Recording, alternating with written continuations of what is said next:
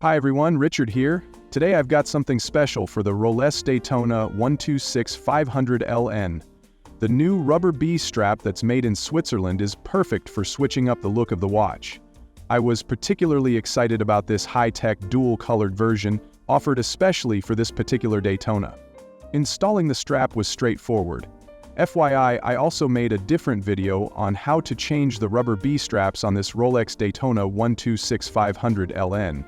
If you know how to work with the OEM metal bracelet, then the RUBBERB strap install will be really easy for you.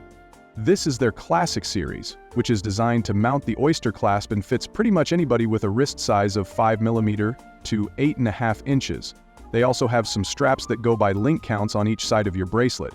But I've found that 99% of the time, these Universal Classic series tend to fit everyone in the range perfectly.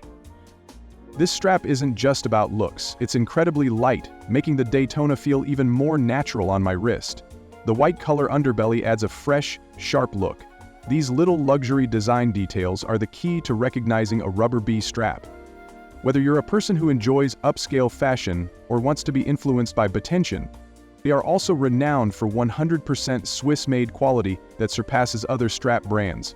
I guess this is normal when you consider that RUBBERB invented the first rubber straps for Rolex models back in 2010, when nobody else ever had the idea.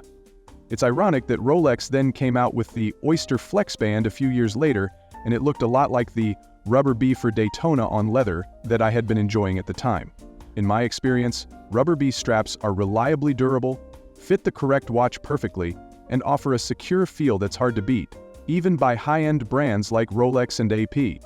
Overall, the RUBBERB strap is a fantastic high-end choice for any watch enthusiast looking to customize their Rolex.